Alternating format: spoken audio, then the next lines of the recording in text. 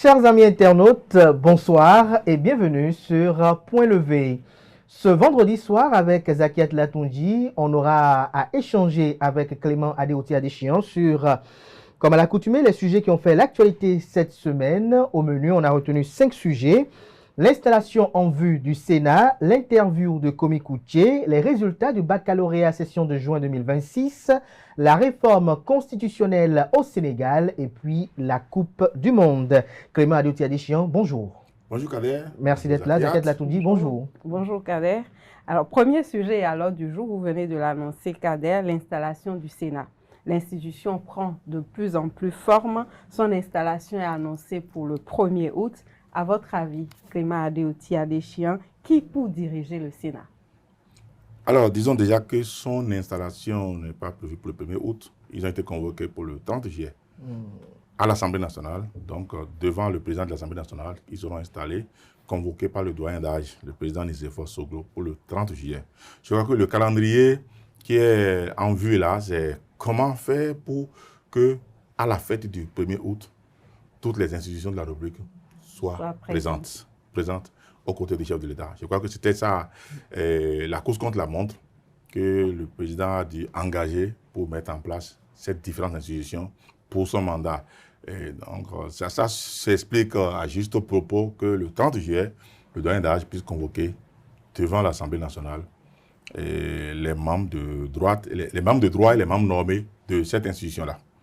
Mais qui va s'asseoir au pêchoir? Parce que c'est toute la question aujourd'hui. Quand on sait à peu près les personnalités représentées, présentes au sein de cette institution, à votre avis, le président Patrice Talon, le président Adrien Oungbedi, le président Louis Vlavonou, en tout cas, il y a pas mal de présidents au sein de l'institution. On connaît déjà le doyen d'âge, c'est le président Soglo qui sera au présidium pour installer qui sera peut-être le prochain président? Le président de... Moi, je pense qu'il est un peu fatigué. À son âge, il ne va pas accepter pouvoir le faire. Même si on le lui proposait, il va décliner l'offre. Ça demande une charge importante parce que c'est quand même c'est une chambre de législature. C'est une chambre qui va s'occuper quand même de lois, qui va se pencher sur des questions délicates de la République, qui va arbitrer énormément de choses.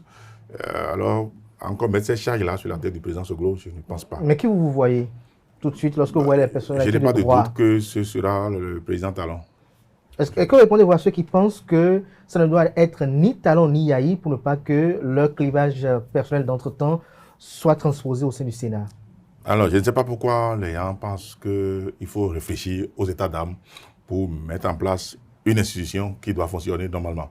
Alors, si vous avez une très bonne lecture de l'architecture politique du Bénin, depuis que cette institution a commencé par être mise en place, vous devez comprendre systématiquement que le Sénat est organisé, est fait pour que celui qui doit y être installé comme président soit quelqu'un de confiance, du président de la République, quelqu'un qui a de l'expérience, quelqu'un qui connaît le Bénin d'aujourd'hui, le Bénin d'hier, des 10 dernières années, et le Bénin d'aujourd'hui, le Bénin de demain, des 7 ou 14 prochaines années. Il faut que celui qui soit le président de cette institution soit quelqu'un qui ait la confiance du chef de l'État actuel. Et je crois quand même qu'il n'y a pas meilleur que le président Talon. Alors, vous le dites si bien, comme bien d'autres personnes qui voient Patrice Talon être le prochain président du Sénat, mais lorsque ce sera la première mandature du Sénat et qu'on sait que parfois les premières initiatives prennent corps comme habitude, est-ce que ça ne va pas entraîner de facto que désormais, dès qu'un président de la République descend du pouvoir, se retrouve directement président du Sénat? Non, ce n'est pas le cas. Ce n'est pas quand un président de la République descend du pouvoir et devient président du Sénat. Oui. Le Sénat est une institution qui a été mise en place à un moment donné par le président Talon. Alors, après le président Talon, les règles peuvent changer. Après le président Talon, on peut habiller cette institution autrement. On peut l'indiquer encore à une autre personnalité de notre République qui pourrait le prendre parmi les membres de droit, par exemple. Parce que je me dis forcément que le président doit pouvoir provenir des membres de droit. Parce que les membres de droit ne bougent pas. Les membres de droit sont inamovibles. Or, il y a les membres cycliques qui sont nommés, qui peuvent bouger tout le temps. Moi, je crois quand même que le président de cette institution doit être forcément un ancien président de la République ou un ancien président de l'Assemblée nationale. C'est possible que ça arrive. Et ça pourrait ne pas être le président. Un ancien président de la Cour constitutionnelle. Ça pourrait ne pas être le président talent tout le temps. Oui, un président de la Cour constitutionnelle est également un membre de droit. Parce que cette institution est appelée à quand même délibérer sur des lois à caractère politique, et que des amnisties Il n'est pas le seul à délibérer. Il délibère avec le corps constituant du Sénat. Et c'est comme notre Cour constitutionnelle. Par exemple, à l'intérieur, il y a des personnalités politiques qui ne sont pas du tout juridiques. Il y a des personnalités de haut rang qui siègent, qui opinent sur d'autres sujets importants de la République, mais qui ne sont pas juristes. Mais quand il s'agit quand même de prendre des décisions importantes, et vous allez le savoir, le Sénat ne va pas se pencher que sur des questions de droit. Il n'y a pas que des questions de droit qui viennent de l'Assemblée nationale. Il y a des questions touchant à la vie de la République, à la vie de notre société, à la vie de nos citoyens. Et quand il s'agit de ces choses-là, je crois que l'expérience, ça compte beaucoup. Pas forcément la connaissance du droit, mais l'expérience que vous avez du pays, l'expérience que vous avez de son fonctionnement, ça compte énormément. Je ne dis pas que le président Talon est le seul à pouvoir le faire. Le président peut être président valablement du Sénat, comme le président Vlavonou, comme beaucoup d'autres. Mais mon petit doigt me dit que pour le Sénat actuel, qui va être installé le 30 juillet. Lequel des doigts encore? Faites encore le doigt. Le tout petit. Alors, sur la question du choix du prochain président du Sénat, est-ce que ce choix engage une signature politique pour le septennat du président Romuald Wardani? Absolument. Absolument. C'est d'autant plus que c'est un Sénat qui doit veiller à ce qu'on a appelé aujourd'hui... trêve politique. La trêve, qui va durer 6 ans. L'Assemblée nationale peut connaître des couadises en des moments donnés, des envolées d'un député fâché, un député peut-être qui n'a pas eu satisfaction pour 2 ou 3 dossiers au niveau de l'exécutif, peut s'énerver, peut s'emporter, peut briser la trêve. Alors, le Sénat est là pour rappeler à l'ordre, pour dire mais non, voilà ce qui a été dit. Comme un parti politique comme les démocrates, par exemple, qui, pour l'aile dure de Achadé, par exemple, qui garde sa ligne de l'opposition, peut vouloir tenter des activités politiques, des activités de manifestation, des activités de contestation, des activités allant dans la droite ligne de leur fonctionnement. Par exemple, et montrer que l'opposition existe. Si ce n'est pas fait dans les formes qu'il requiert, je crois que le Sénat est là pour ça. C'est sa mission, pour l'essentiel. Sans compter une loi, par exemple, une loi... Pas une loi d'amnistie, une loi peut-être un peu contestée, votée à l'Assemblée nationale, revient au niveau de cette chambre-là pour pouvoir être appréciée en deuxième lecture. Et si le Sénat met son coude là-dessus, alors ça ne bouge pas. C'est ça le problème. Alors il faut que cette chambre-là soit une chambre qui soit vraiment partenaire du président de la République pour que ça fonctionne bien. Autrement, ça va partir en cacahuète. Et c'est le partenaire du Parlement. Le président va probablement jouer entièrement pour le choix du président du Sénat. Ils vont procéder à une élection. Mais on sait qu'avant une élection, il y a beaucoup de choses. Il y a les désignations. Déjà, les désignations ont été équilibrées à juste propos pour qu'à l'élection, le président soit connu. C'est comme ça. On ne désigne pas n'importe qui. Donc, tout ça est déjà l'Assemblée préparé. est de la majorité providentielle et la présidente de la République a fait ses désignations. Les membres de droit qui sont arrivés, quand on les analyse, il n'y a pas possibilité que sur les 35, on puisse retrouver la majorité ailleurs que du camp présidentiel. Que du camp présidentiel. Et s'il arriverait que Patrice Talon se prenne et qu'il ne soit pas président? Je suis le premier d'abord à être surpris. C'est moi d'abord qui l'aurais surpris. Ah, oui, je le vois petit doigt. Mais dire que je ne serai pas surpris. Je ne serai pas surpris. Mais par rapport à Louis Vlavonou qui a démissionné cette semaine, pourquoi il a attendu tout ce temps? Comment expliquez-vous cela? Il est malin, disons-le, parce que là, il sait très bien qu'il est membre de droit, mais il est malin. Il est malin parce que s'il ne conduit pas, il n'est pas tête de liste de l'UPR dans la 21e circonscription électorale, non, 19e, 20e, 21e, bien sûr, ça a été 21e circonscription électorale. S'il n'est pas tête de liste dans la 21e circonscription électorale pour l'UPR, mais là, il y aura razzia à Ifaï au profit du BR. Donc, c'est bien malin de sa part de conduire la liste et de permettre à l'UPR d'avoir 3 sièges sur 4 pour son parti politique. C'est malin. Donc, ils ont pris 2, plus bonus femmes. Ils ont laissé un seul siège, Madame Fabon, pour le BR. Donc, je crois que c'est bien réfléchi, c'est bien calculé, c'est bien articulé et c'est bien fait politiquement. Et dès lors qu'il a conduit sa troupe à l'Assemblée nationale, maintenant, il peut démissionner. Dans le timing parfait pour rejoindre son siège de droit. Il ne peut pas rester à l'Assemblée nationale et laisser la Chambre qui a valeur double du point de vue de toutes les commodités et tout ce qui l'accompagne. Mais est-ce un repositionnement stratégique pour Louis Blavonu? Non, ce n'est pas un repositionnement stratégique, c'est ce que la loi a prévu pour lui. Il est ancien président de l'Assemblée nationale, il va au Sénat. Mais il aurait pu refuser aussi, personne ne refuse dès lors que là où vous allez vous accorde plus de bonifications. On a vu en France, par exemple, le Conseil constitutionnel où, par exemple, des anciens présidents n'y sont pas allés. Alors, lorsqu'on se réfère un peu à l'activisme parlementaire de Louis Blavonu, on sait que, par exemple, la loi portant aux réglementations du droit de grève et bien d'autres ont été de son initiative. Est-ce qu'il ne serait pas plus utile au Parlement qu'au Sénat? Il y a plus de jeunes pétillants de forme aujourd'hui qui sont à la... Il y en avait à l'époque au moment où il proposait cette loi-là. D'autres pouvaient le faire à sa place, donc ça ne posera pas de problème. Comme il est d'un parti politique subtilement désigné, même s'il va au Sénat et qu'il doit se comporter comme un homme neutre, il doit démissionner de l'UPR aussi. On peut toujours proposer des textes. S'il adore écrire les textes de loi, il va toujours les proposer toujours à quelqu'un qui va savoir les porter. Ça ne pose aucun problème. On a toujours appris à travailler en groupe comme ça. Quand on sait le faire, ça ne pose aucun problème. Quand il y a intérêt supérieur quelque part qui vous désigne, qui vous appelle, vous répondez présent. Et c'est ce qu'il a fait. Donc vous ne voyez aucun changement dans le fonctionnement normal interne même de l'Assemblée? Fonctionnement normal interne. Il n'était pas président de groupe parlementaire, il n'était pas président de commission. Bon, peut-être la dynamique interne avec son rôle en tant qu'ancien président siégeant au sein de l'Assemblée nationale. Non, rien, je ne crois pas. Il va être utile au Sénat. Il ne brise aucun dynamisme. La roue va continuer à tourner. Non, il ne brise aucun dynamisme. Je ne sais pas pourquoi vous voulez le réduire à un rôle de commis. Alors, on ne fait qu'apprécier.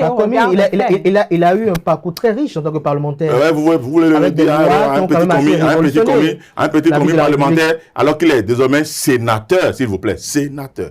Et quand vous appelez sénateur, ça sonne vrai, ça sonne juste, et ça sonne plus d'espèces sonnantes et trébuchantes. Oui, plus d'espèces sonnantes et trébuchantes. Mais c'est d'abord servir la nation, non? Est-ce que c'est les intérêts qui priment? On sert la nation avec les moyens qu'on met à votre disposition. Et les moyens de l'État. Et ils ne sont pas nombreux, 35 sénateurs. Je crois que taillé avec un bon budget qui accompagne le rôle qu'ils doivent jouer, à côté de 109 députés, vous imaginez, 109 parlementaires de l'autre côté, hein, et puis 35. Je crois qu'ils sont 35, hein? 35 ou 25? Vous revenez encore, mon cher Cadet. Bon, arrêtez de trouver le doute dans nos têtes. Vraiment, il commence encore. Donnez le bon chiffre. Ok, allez-y. Le plus important, c'est qu'ils ne sont pas nombreux. Ouais. Et à côté de 109 députés, je crois quand même que ils seront chouchoutés, ils seront entretenus. Et puis, vous savez, quand on parle d'anciens présidents de la République, c'est des personnes qui sont entretenues correctement pour le rôle qu'ils ont joué pour le pays, pour la nation. Donc, ce n'est pas parce qu'on a mis de l'argent à leur disposition pour du gaspillage ou pour leurs caprices ou des besoins d'adolescents. Non. C'est le budget taillé pour ce qu'ils furent. Pour accompagner la mission. Pour ce qu'ils furent pour la République. Et pour ce qu'ils sont. Ce qu'ils seront encore pour cette mission-là. Donc, je crois que ce n'est pas des gens qui manquent d'argent, en fait. Vous allez comprendre qu'on va au Sénat parce qu'on n'est pas pauvre. On ne manque pas d'argent. Un ancien président de la République, déjà, est accompagné à sa retraite avec un budget important.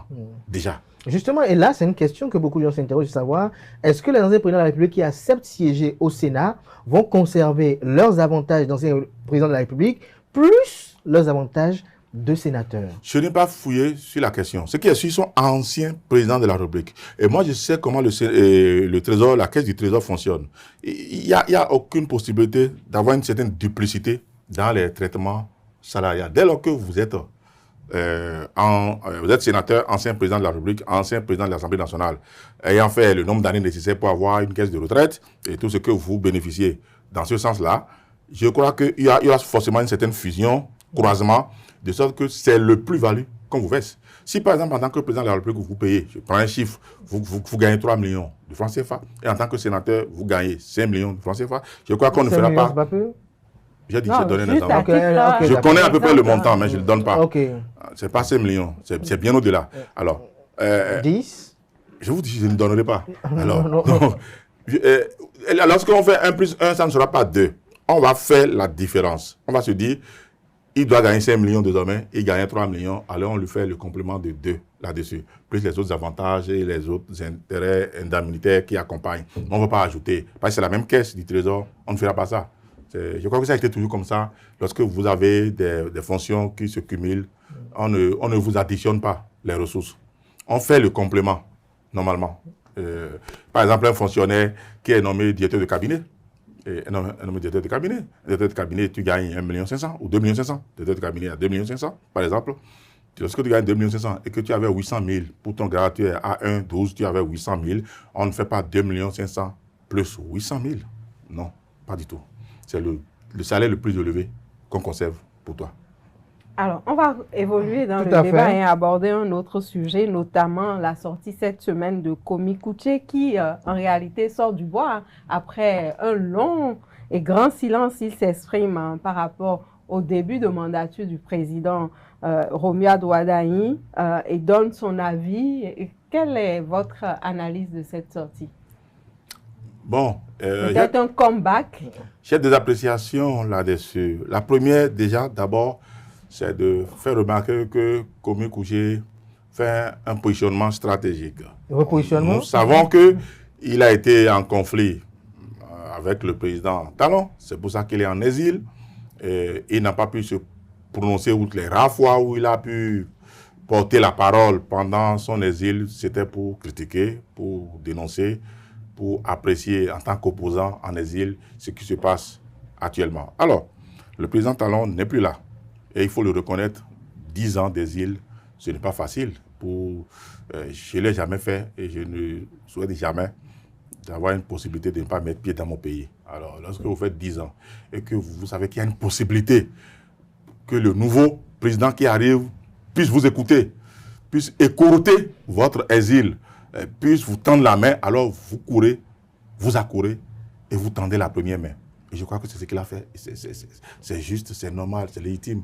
Il est béninois, un béninois est président de la République, et il apprécie à justice ce qui se fait. Et il a quand même, il est resté collé à ces dénonciations de départ.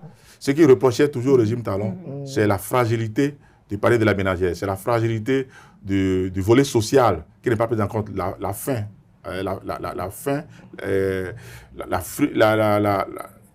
le côté Du panier de la ménagère.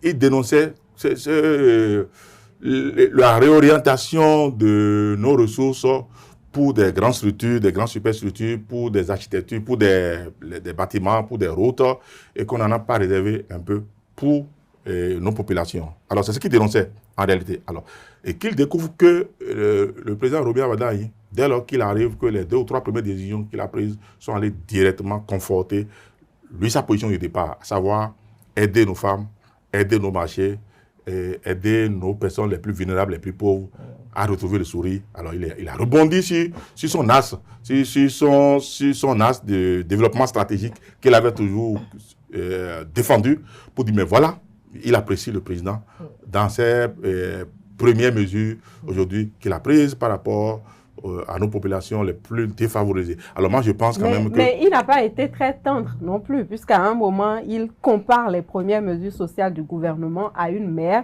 qui occupe son enfant. La formule est plutôt dure, non? Non, il a été plutôt très subtil. Il ne vient pas quand même faire allégeance de balai, comme on le dit chez moi en même temps pour dire... Le bal est mignon. Est-ce que je suis... Prenez-moi et marchez sur moi. Non, il reste dans sa posture d'ancien ministre des Finances, d'ancien ministre d'État, d'opposant, de critique, pour dire nous avons vu les premières actions, mais nous restons prudents pour nous assurer qu'il va poursuivre sur cette lancée-là et que ce n'est pas une manière d'hameçonner ce peuple-là et de les endormir définitivement. Je crois que c'est prudent ce qu'il a fait, mais il ne l'avait pas fait pendant 10 ans. Et il le fait maintenant. Et moi, je crois que c'est bon d'apprécier et c'est prudent d'avoir de la réserve. C'est une critique légitime, alors. Disons, une appréciation légitime dans une posture d'opposant. Poste d'opposant toujours, c'est vrai qu'il a eu à dénoncer le processus de l'élection de Romuald Wardani, mais il le qualifie de personnalité moins clivante et reconnaît qu'il a les qualités pour faire le job. Il a eu à même confier qu'il a des jeunes autour de lui qui ont fait campagne pour Romuald Wardani. On peut même déduire que si peut-être il avait été consulté, il aurait peut-être fait campagne pour Wardani, peut-être. Alors c'est là où je rebondis sur le deuxième axe. C'est le sympathisant le deuxième axe de mon analyse concernant moi, par exemple, si je faisais partie des personnes qui parlent avec lui, je lui aurais conseillé, dans le cadre d'une pacification des relations, d'éviter de faire une sortie. Parce que si le but de la manœuvre est d'attirer positivement l'attention sur lui, si le but de la manœuvre est d'opposer Romuald Wardani au président Talon, je crois qu'il a raté la sortie. Parce que Romuald Wardani ne sera pas capable de tendre la main à Komi Kouché si lui, Komi Kouché dit Talon était mauvais, qui a commencé par être bon. Alors le coup ne marchera pas. Parce que si le but c'est ce qu'il a visé, ça ne marchera pas. Si ce n'est pas ce qu'il a visé, qu'il veut rester toujours en exil pour faire ses appréciations de citoyen libre, tranquillement, au state là-bas où il est, ça va. Maintenant, s'il a envie de revenir au Bénin un jour, je lui aurais conseillé plutôt de travailler dans les coulisses, de privilégier les voies diplomatiques les plus souterraines, qu'on sait souvent utiliser en pareilles circonstances. Coup de fil, message, communication, sans vraiment faire une sortie, sans faire une envolée communicationnelle de grande envergure comme il l'a fait. Parce que la lecture qui est faite tout de suite, nous avons vu quelqu'un qui vient dire Romuald Wardani, toi tu viens d'arriver, tu commences par poser des actes nobles. Contrairement à ton prédécesseur qui a pris 10 ans à affamer le peuple. Je pense vraiment que Romuald Wardani est là pour s'opposer au président Talon, c'est-à-dire à la Hassavi, pour s'opposer à Lassa. Alors là, je crois qu'il s'est trompé. Il va se tromper. Maintenant, s'il est dans sa posture d'opposant qui analyse... on ne sait pas fondamentalement c'est pourquoi je suis allé sur les deux axes. Je suis allé sur les deux axes. C'est pourquoi je suis allé sur les deux axes. Je dis axe 1. Si le but de la manœuvre est de faire une sortie politique pour rappeler au bon souvenir que je suis là en tant qu'opposant, pour le fois où c'est bon, je le dis, c'est mauvais, je le dis. Je reste dans mon state là-bas, je ne viens pas chez moi, au Bénin, pas de souci. Objectif atteint. Objectif atteint. Mais s'il le fait, dans le but de dire, Romuald, toi tu es bon, je préfère rigoler avec toi, mais l'autre, lui, là, il est très mauvais. Mais toi, ça va, on peut s'entendre, on peut faire ami-ami. Bon, tu as une occasion pour que je revienne au Bénin, je ne refuserai pas. Hein, prends-moi quand tu veux. Si c'est ça, alors là, il s'est trompé de stratégie. Donc, il faudra revoir un peu. Il s'est trompé de stratégie. Ces choses-là se font toujours en coulisses, on ne parle pas. Comme il y a des personnes qui ne parlent pas, il y a des personnes qui sont en exil qui ne parlent pas. J'aime la posture du président Adiavon, par exemple. Est-ce que vous l'avez entendu parler? Il est tranquille. C'est quelqu'un qui a des ressources énormes, qui travaille avec d'autres pays, et qui a une dent pourrie contre le Bénin, vu tout ce qui lui est arrivé. Mais il n'a jamais entendu Adiavon faire sortir une communication ou un communiqué pour se positionner ou apprécier quoi. Ça, c'est une posture que moi j'aime. C'est une posture que j'admire. C'est ça un homme. Mais vous venez d'évoquer le cas du président Adiavon, justement, après le cas Komi Kouché, tous en exil d'ailleurs, et beaucoup d'autres aussi en exil. Léadi Soglo, par exemple, Léadi Soglo, depuis 5 ans, moi je n'entends plus rien de lui. Ça, c'est une posture que j'aime aussi. En un moment donné, il faut se considérer comme citoyen d'un même peuple et faire profil bas et se dire, bon, parfois mon destin se trace là où je ne l'attendais pas. Bon. Alors, je marche sur les sentiers de mon destin et qu'ils me conduisent à l'Himalaya. Là où voudra l'univers. Je marcherai dessus. Alors, la question de curiosité, que peut ou que ne peut pas un acteur politique en exil dans le débat politique de son pays? C'est une question de choix. Alors, comme je le dis, nous sommes dans un régime de continuité. Et je suis persuadé que le président Romuald Wardani, sur les éléments essentiels, les axes de son programme d'action, le programme d'action sur le plan économique, le plan sociétal qu'il a élaboré, il va les suivre rigoureusement, sans se faire influencer par quiconque. Et il le fait déjà bien. Parce qu'il a été élu pour ça. Il n'a pas besoin d'aller écouter aux portes, d'aller rendre visite à quelqu'un pour dire mais qu'est-ce que tu penses que je peux faire ici? Non, non, non, non, non. Au contraire, nous voyons déjà les décisions qu'il prend déjà. Il prend parfois à contre-pied un certain nombre de choses. On se dit mais on ne savait pas qu'il allait le faire tout de suite. Par exemple, décréter tout de suite de réduire les redevances dans les marchés, c'est quand même quelque chose d'agréable. On ne s'y attendait pas du tout. Pas du tout. Et beaucoup d'autres choses qu'il a essayé de faire, aussitôt qu'il a pris le pouvoir. Aller voir les Nigériens directement, comme il se fait accueillir en roi, comme ça a été fait. Je crois quand même qu'il a de la personnalité, il veut imprimer sa vision sur son mandat. Et ça, c'est clair, rien ne l'empêchera. Maintenant, sur les questions politiques pointilleuses, les questions sur lesquelles il y a une vision claire sur les débats, sur les orientations, sur les principes, tels que ce qui a amené certains exilés au-delà de nos frontières, ce qui a amené certains en prison, je ne crois pas. Parce que ces questions-là sont fondamentalement politiques et nécessitent une certaine concertation de profondeur pour pouvoir aller plus loin. C'est délicat. Donc, il ne veut pas vouloir le faire seul, parce qu'il n'a aucun intérêt à le faire seul. Il n'a aucun intérêt à mettre un certain nombre de personnes à dos pour que dans 7 ans, on puisse le retenir contre lui. Non. Au contraire, il va le faire en concertation avec des acteurs importants, dont le président Talon, qui sera quand même dans la chambre d'à côté, là. Hein? La chambre d'à côté. Avec le Sénat. Oui, il sera là, à côté. Donc, il n'est pas loin. Donc, ça ne se passera pas. Et c'est d'ailleurs lui, son prédécesseur, c'est lui qui a passé le pouvoir. Et puis, s'il ne le fait pas une loi d'amnistie, ça viendra dans sa chambre aussi. Donc, la concertation doit être vue globalement ensemble. Alors, si quelqu'un doit travailler à avoir un aboutissement heureux, avoir une solution agréable à ces genres de problèmes, je crois que la meilleure stratégie communicationnelle, c'est le silence. Et le silence est la vertu la plus agréable. Le silence jusqu'à quand? Jusqu'à ce que... Il s'est tué pendant un moment comme Koutié quand même. Oui, être silencieux ne signifie pas que vous n'agissez pas. Mais si vous êtes silencieux, vous avez comme l'impression qu'on vous oublie. Non, c'est quoi être silencieux?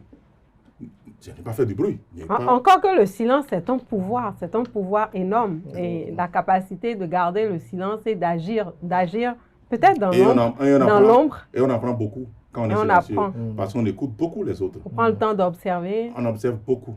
Et lorsque vous observez, lorsque vous apprenez, vous savez quels sont les canaux les plus efficaces que vous touchez pour obtenir un certain nombre de résultats plus efficients immédiatement. Mais lorsque vous bavardez trop, vous n'écoutez même pas à un moment donné quand on vous parle. Parfois, les meilleurs messages sont déjà passés et vous n'êtes pas au courant. C'est dans le calme, dans le silence qu'on apprend. Oui, c'est dans la Bible. Le disciple d'Élie, Élisée, il attendait Dieu. Il dit, mais Dieu va me parler. Et comme il imagine Dieu avec beaucoup de puissance et de bois, quand le message de Dieu est arrivé, grand vent est passé, il s'est aplati, il dit, oh Éternel, mon Dieu, je suis là, ton fils t'attend déjà. Et zéro, Dieu n'y était pas, en fait, il s'est trompé. Mais comment Adéchian, lorsqu'on entend comme écouter... Jusqu'à ce qu'un vent léger est passé. Et là, c'était Dieu qui agissait. C'était Dieu qui était passé. C'était Dieu qui était passé. Mais il n'avait plus toute son attention à ce moment. Il a été, heureusement, il a été bien formé par son maître Élie. Donc, il a été bien formé.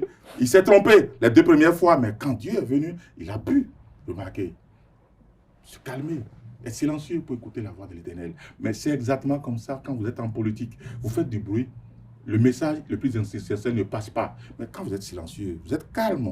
Parfois, les personnes travaillent pour vous. D'autres personnes œuvrent pour votre paix, pour votre bonheur. Mais soyez calme et silencieux pour le savoir. Là, c'est le message de l'apôtre Théma Adéchian qui nous apporte la bonne nouvelle aujourd'hui. Je ne suis pas un apôtre, mais ce que je dis, c'est la vie de tous les jours. C'est ce que nous enseignons à la maison à nos enfants. Maintenant, c'était pour vous taquiner rapidement. On enseigne tout le temps aux enfants. Et nous les taquinons, nous les talochons quand ils font tout le temps de bruit au lieu d'écouter ce que nous disons en tant que parents. Ouvrez l'oreille et écoutez. Toujours. Le bruit ne fait pas du bien, le bien ne fait pas du bruit. Donc c'était dans ce sens que je dirais que s'il a fait une sortie classique d'homme politique opposant, pas de souci. Opération réussie. Et il va le faire peut-être pas trimestre apprécié pendant les 7 ans, comme ça. Mais s'il a envie de revenir au Bénin, moi je lui conseillerais que ce soit le dernier message qu'il envoie de cette manière-là, qui se calme, qui reste silencieux, qui travaille dans l'ombre,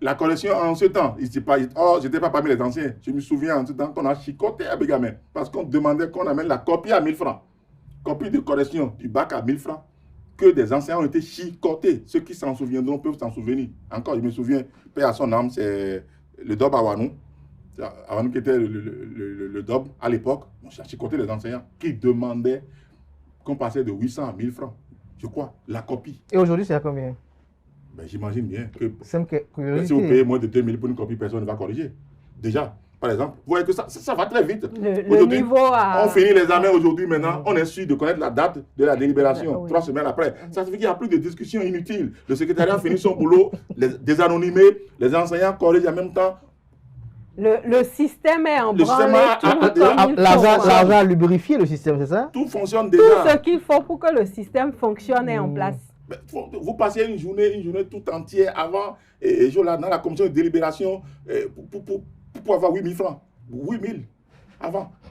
Vous tendez 8 000 francs à un enseignant aujourd'hui, il ne faut même pas venir à cette délibération. Mais ça, à l'époque, avait quand même une petite valeur au marché. Ça n'avait aucune valeur. Si on s'en plaignait, ça ne représentait rien. Tu ne peux rien faire avec. Rien. Mais aujourd'hui, il y a de meilleures conditions. Il y a meilleures conditions et qu'il y a des raisons. Il y a des raisons d'exiger meilleurs résultats que ce qu'on avait avant.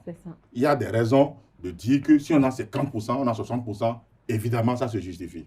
Maintenant, s'il y a une filière comme la D qui se retrouve au bas de l'échelle, c'est les enseignants de la D qui doivent pouvoir 47,78%. Ah oui, c'est le cas, ils doivent se retrouver. Quand les séries techniques comme la G2 dépassent 85%.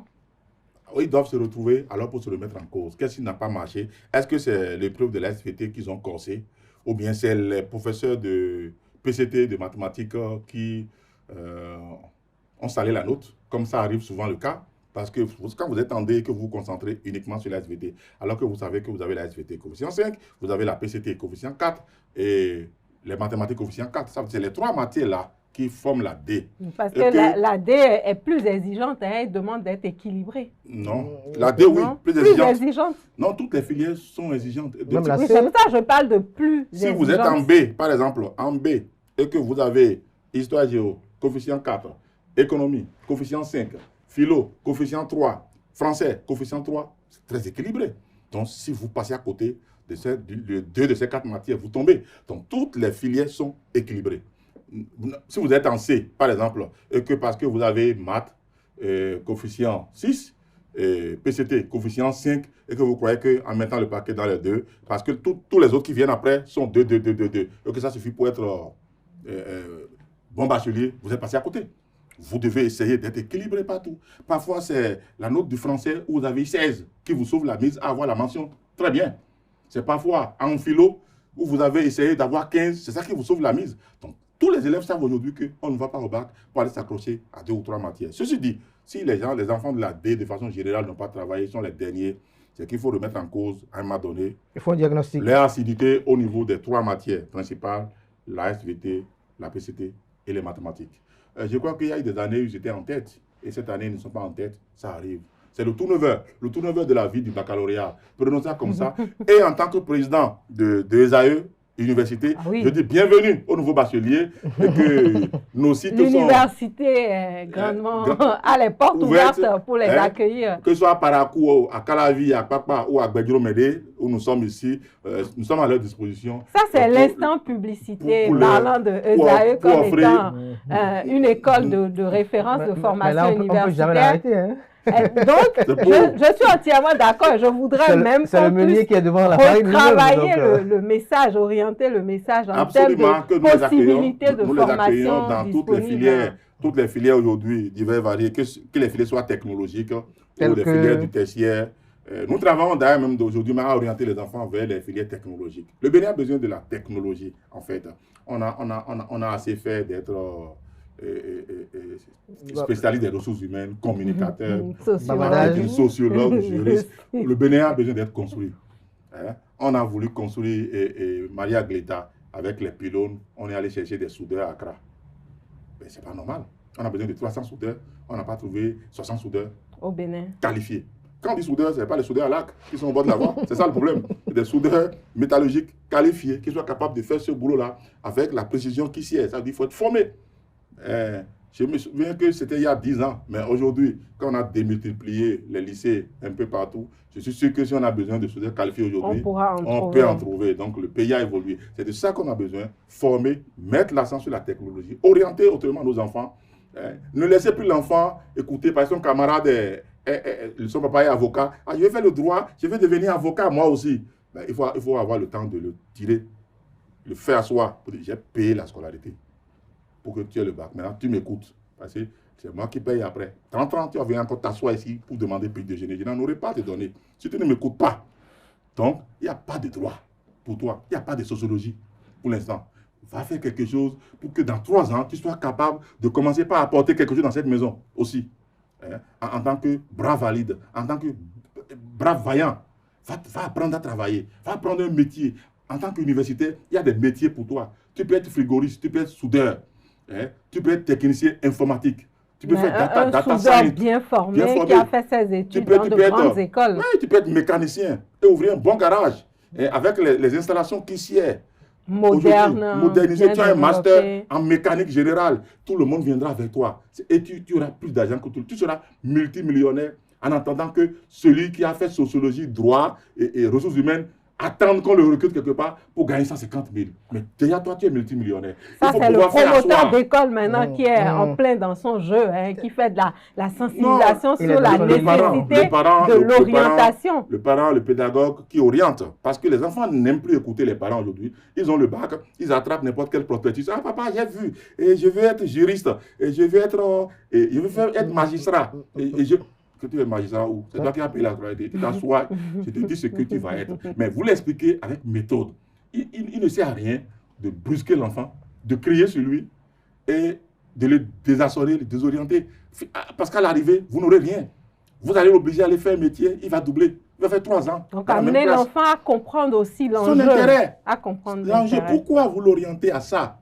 Ne lui prouvez pas que c'est parce que vous n'avez plus d'argent à lui donner dans 2 ou 3 ans que vous l'envoyez là-bas chercher l'argent. Non.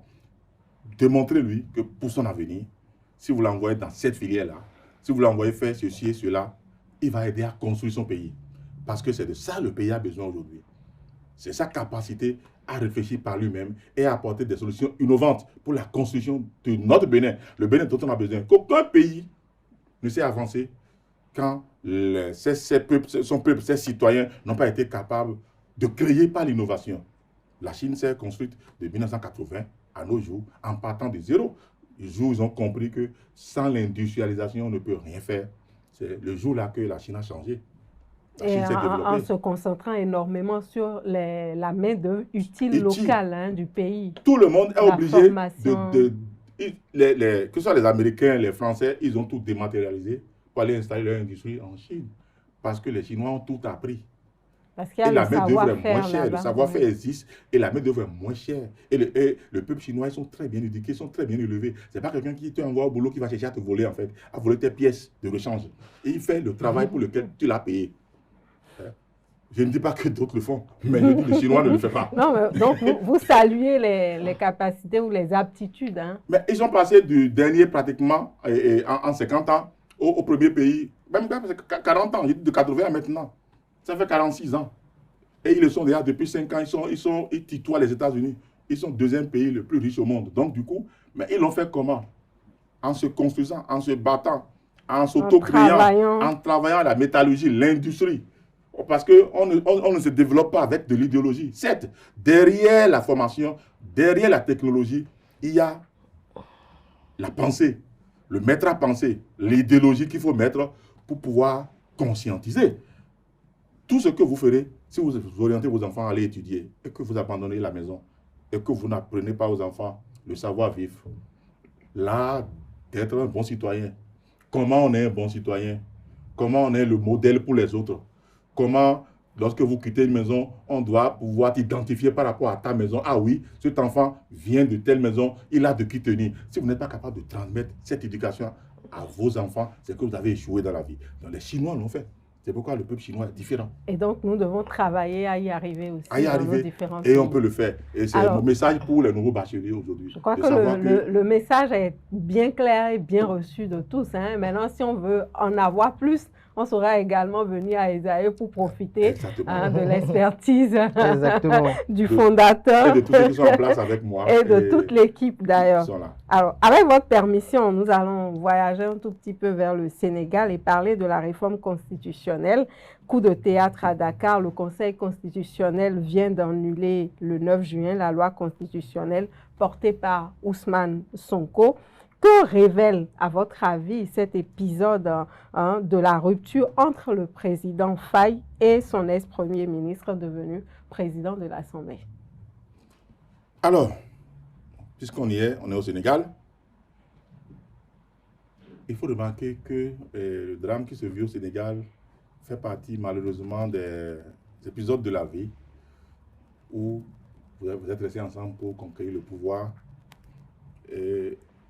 et que lorsque vous avez porté au pouvoir celui qui est le patron, qui est le chef, et que vous pensez toujours qu'il est le petit copain qu'il est avant ou qu'il n'est pas le chef, qu'il incarne que vous devez respecter. Je crois que c'est ce qui arrive. Ce qui est arrivé en Sonko et Diomaye Faye. Ça, c'est ça. La rupture est arrivée malheureusement. L'un premier ministre, président du PASTEF, a dit je suis le président du parti et j'ai fabriqué celui qui est président de la République. Et dans cette poursuite de président, évidemment, je suis son patron. Parti politique, je dois reconnaître qu'il est mon patron. En tant que président de la République. Ça n'a pas marché. Ça n'a pas bien fonctionné. Alors, je ne veux pas rentrer dans leur guéguerre, dans ces détails-là. Le sujet, ce n'est pas ça. Le sujet, c'est révision de la Constitution. Alors, qu'est-ce qui n'a pas marché?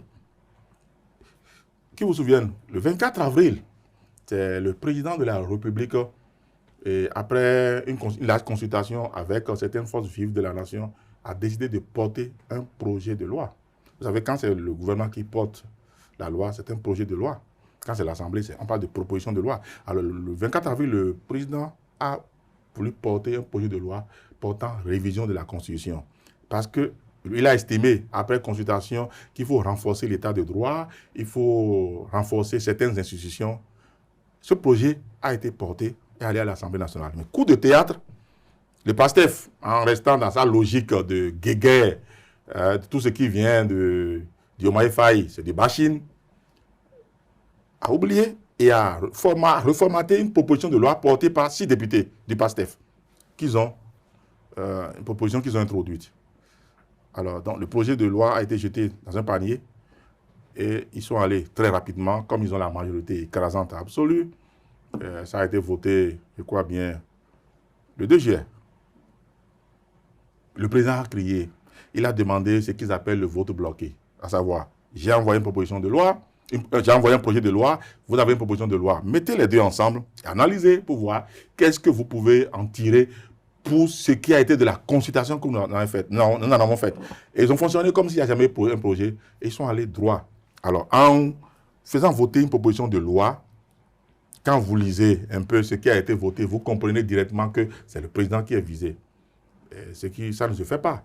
En réalité, ils ont travaillé à affaiblir le président avec un premier ministre qui a tous les pouvoirs, qui doit diriger le conseil des ministres, la Cour constitutionnelle qui passe de 7 à 9, je crois bien, le Parlement, puisque Sonko étant président du Parlement, il a fait en sorte que le Parlement a tous les pouvoirs. Aujourd'hui, le Parlement devient très puissant pour désigner le Premier ministre et peut déchoir le président à tout moment. Donc, en fait, un pouvoir cumulé dans les mains du Parlement, et du Premier ministre, et le président totalement isolé, il n'existe pas en fait. Vous sentez que cette loi a été votée. Je ne sais pas si vous vous souvenez du spectacle où 2 femmes se sont saisies du pauvre petit député qui s'agitait tout seul.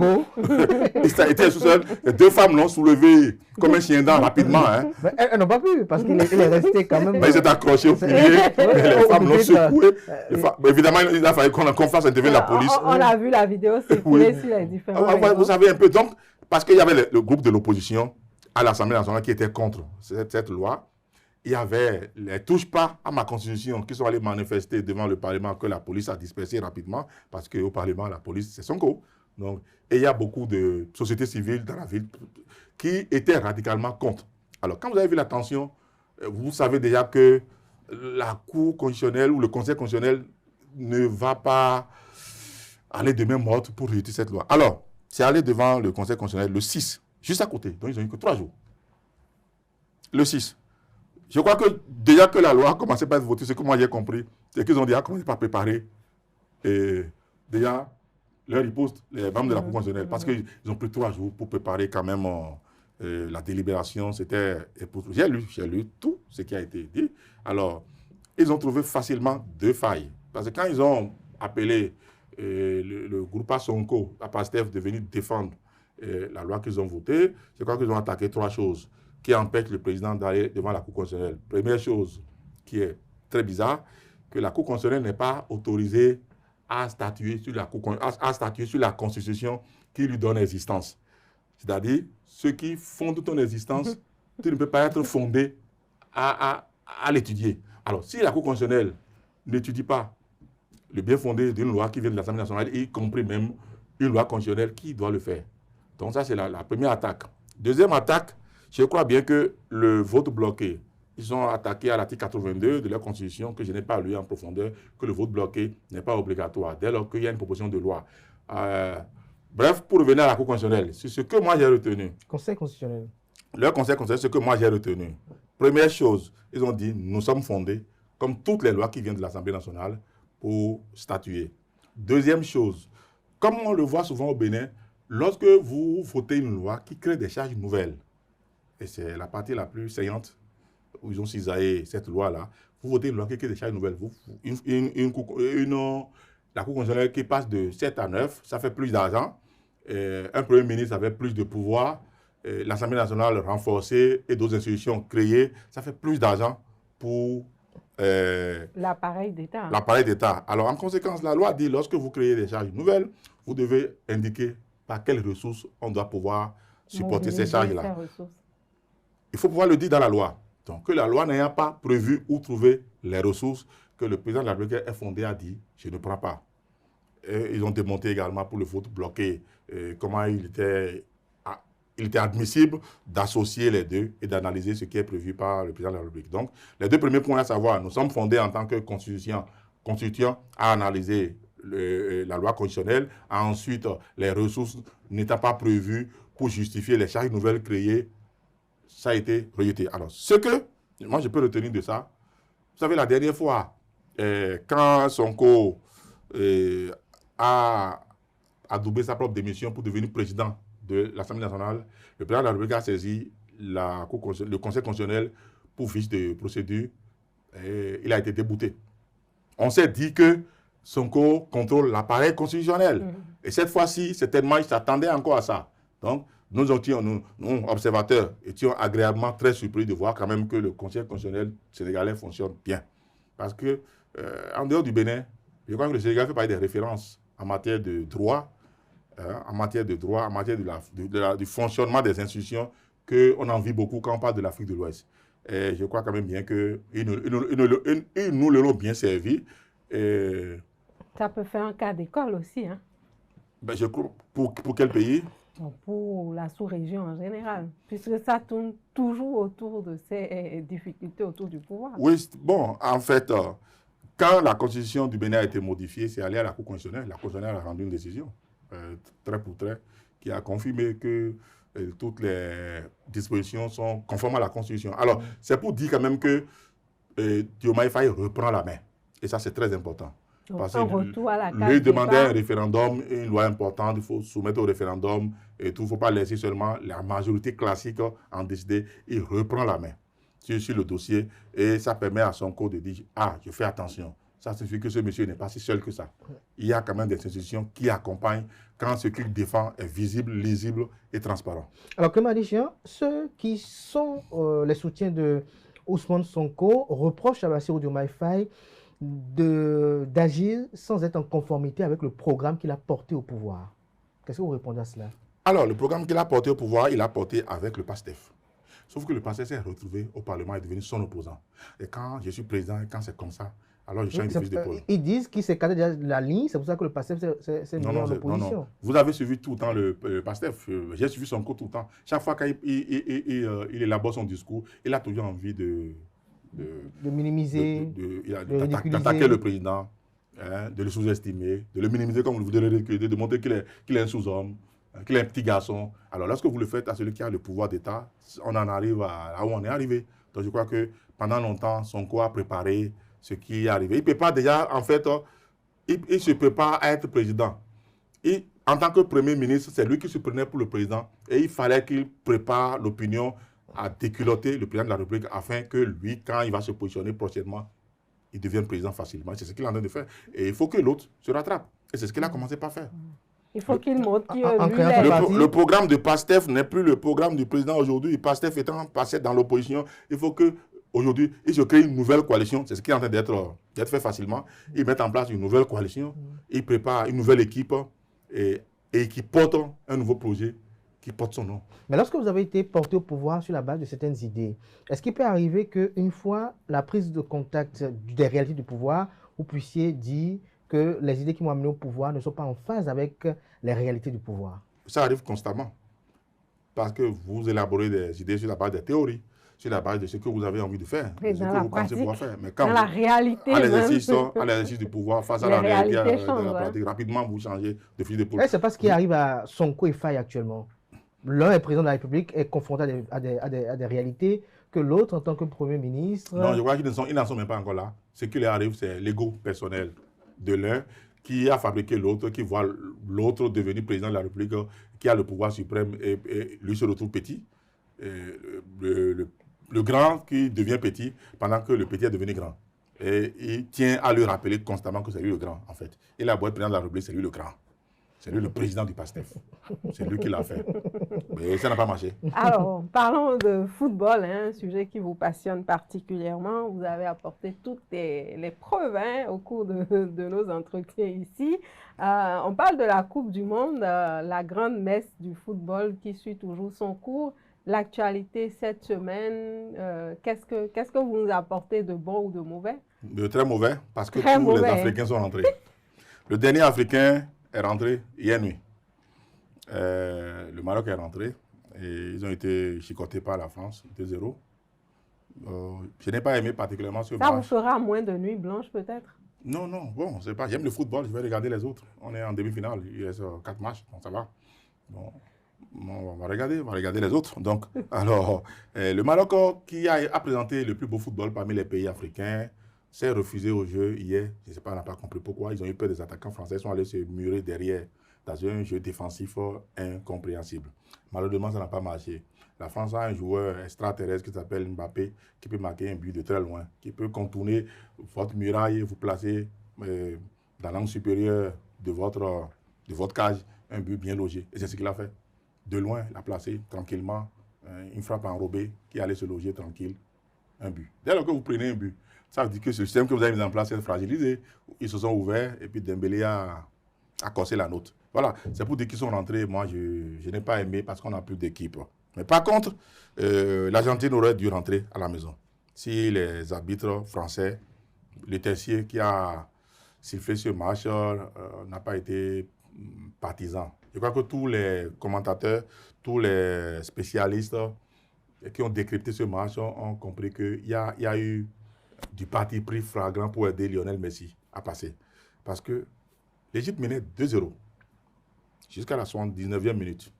L'Égypte avait la balle du 3-0. Et ils n'ont pas sifflé le penalty. Le but du 2-1 de l'Égypte, de l'Argentine, il y a une faute sur un joueur. L'arbitre s'est refusé d'aller regarder, consulter la VAR. Le but a été validé, tout le monde a vu. Et il y a eu beaucoup de brutalité sur les joueurs égyptiens. On ne devait pas finir ce match-là 3-2 au profit de l'Argentine. Ça devait finir 3-1 au profit de l'Égypte. On n'a pas compris qu'est-ce qui s'est passé.